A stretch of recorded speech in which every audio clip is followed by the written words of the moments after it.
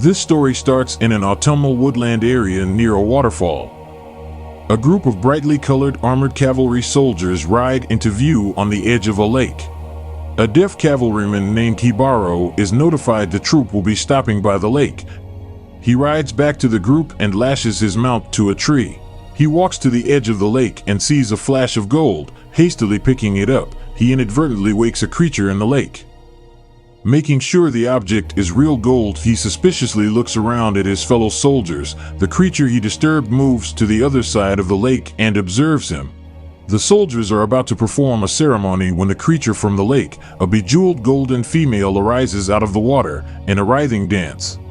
A shriek is heard across the lake, and when it is heard again, it drives the soldiers toward it. They see the golden creature and are overwhelmed by lust toward her. She screams, they are knocked to the ground and possessed by a force. Dancing and screaming, she draws them into the lake as they uncontrollably flail around with their weapons in a manic dance. Jibaro is looking for more gold when his comrades flail and spin past him. Unable to hear the siren wail, he is unaffected and doesn't know what is happening. The soldiers are drawn to the golden creature and fight their way to get to her, indiscriminately killing each other. The mounted soldiers charge their rides to her. The armored soldiers sink to the bottom of the lake, to their fates. The creature finishes her dance and the lake is quiet once again, albeit stained with blood. The creature sees Jibaro and tries to draw him in and is confused when her scream doesn't work on him. She then falls back into the lake. Jibaro is ready to defend himself, but when no attack comes, he mounts a horse and hightails it out of there. As he is blasting through the forest, he collides with a fallen tree and gets knocked unconscious. After he comes to and finds his horse dead, he walks to the river's edge to drink, wash up, and then get some rest. During the night, the golden creature dances out of the water and over to Jibaro, laying down beside him and sleeping next to him. When Jibaro awakens, he is shocked to find her laying next to him. He grabs her arm to stop her from leaving, but some of her jeweled scales cut into his hand, and he notices she is made of them.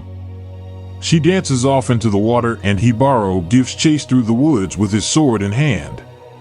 She makes her way up a waterfall, and Jibaro soon makes his way up to the other side.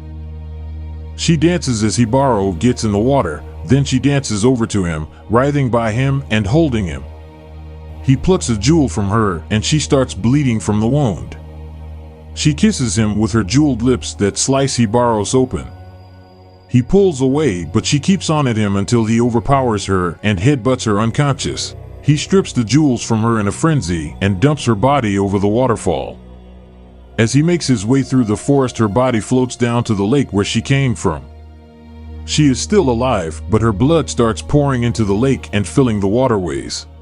Jibaro has been walking on foot for some time when he comes upon a river and decides to refresh himself. He takes a drink, not noticing the blood making its way upstream.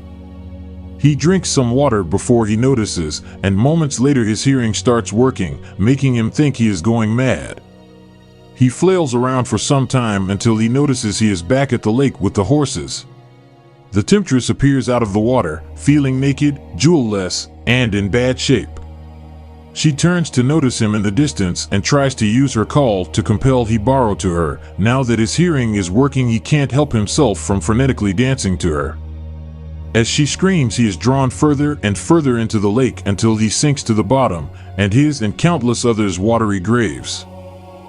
Thanks very much for watching. I hope you enjoyed this synopsis of Jibaro from Season 3 of Love, Death, and Robots. Peace out.